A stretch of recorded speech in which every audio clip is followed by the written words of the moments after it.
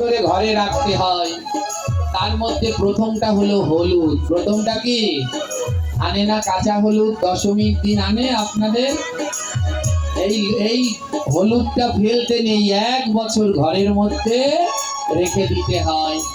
দ্বিতীয়টা হলো শোলার মালা। দ্বিতীয়টা কি? লক্ষ্মী পূজায় লাগে না? লাগে না? বলুন তো এই শোলার মালা কেন লাগে? এই যে নাম কীর্তনে এই ফুল টুল দিয়ে সাজিয়েছে, কিন্তু এগুলো আসল না। আসল লাগবে ওই শোলার কদম ফুলের। আর যদি প্রশ্ন করি কেন এই শোলার কদম ফুল লাগে, জানি না 2-1 জনে বলতে পারবে কি না।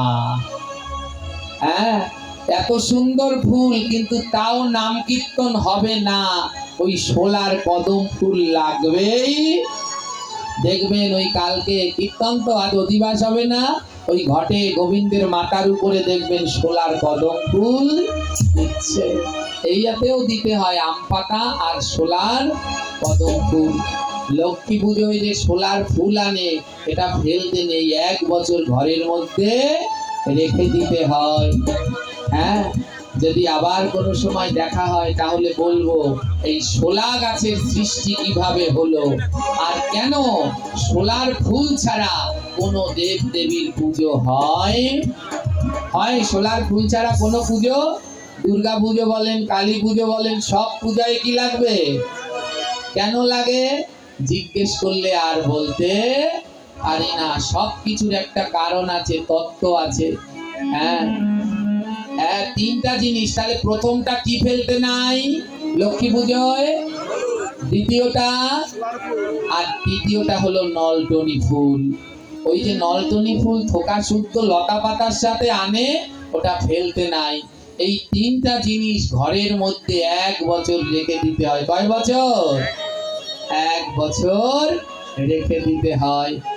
এবার বনের জংলি ফুল নলটনি লাগলো, এবার বক ফুল বলল ওরে সর্বনাশ, নলটনি লাগলো, আমি লাগবো না। তাই ছুটিতে ছুটিতে দেখো বক ফুল আয়, ছুটিতে দেখো বক ফুল আয়। বক ফুল বলো মাগো আমার কি উপায়? বক ফুল বলে মাগো আমার কি উপায়? বক ফুল বলল ওমা নলটনি লাগলো, আমি লাগবো না। মা লক্ষ্মী বললেন শোনো বক ফুল, তোমার উপর আমি হলাম বড় খুশি। আমি হলাম খুশি। বক ফুল কোনদিন না হইবে বাসি। বক ফুল কোনদিন না হইবে বাসি। দামোদর মাসে যদি বক ফুল দেয়, দামোদর মাসে যদি বক ফুল দেয়, দেহ অন্তে সেই জনা বৈকুণ্ঠে যায়।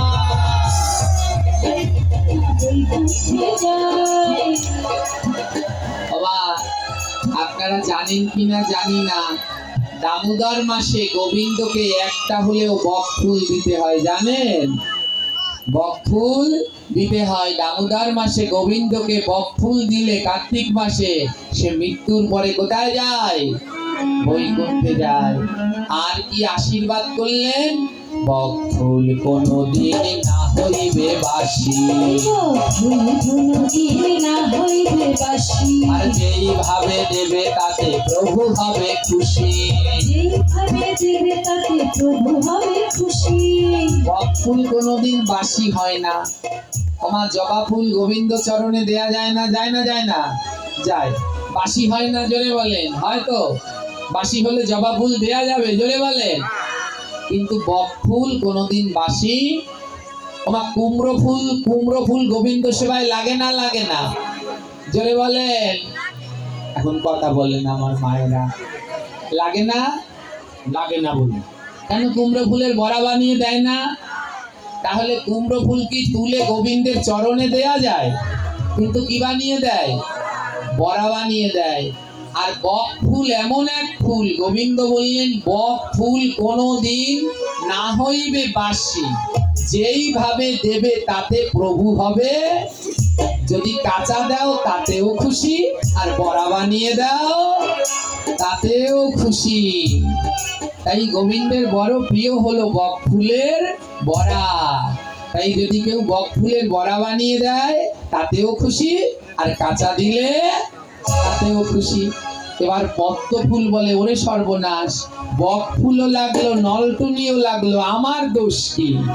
এবার ছুটিতে ছুটিতে দেখো পদ্ম ফুলও আয়, ছুটিতে ছুটিতে দেখো কত ফুল আর বলো বলো বলো মাগো আমার কি উপায়? বলো বলো মাগো আমার কি উপায়? এবার পদ্ম ফুল বলছে, ওমা আমি কি দোষ করেছি, আমি কি লাগবো না সেবায়?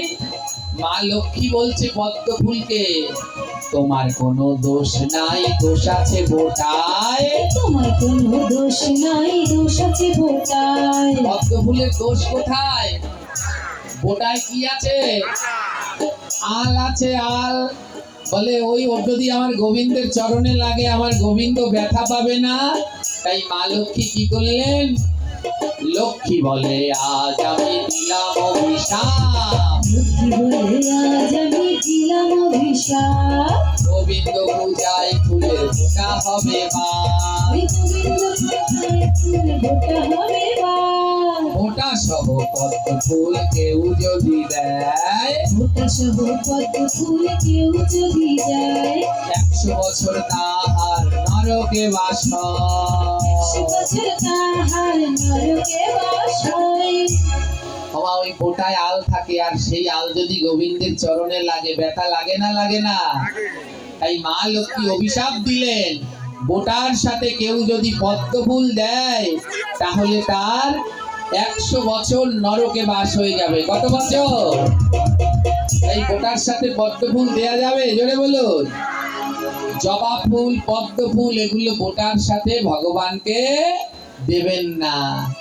এবার সবই কিছু হলো, কিন্তু মা লক্ষ্মী একজনের সাথে রাগ হলো। কার সাথে রাগ হলো জানেন?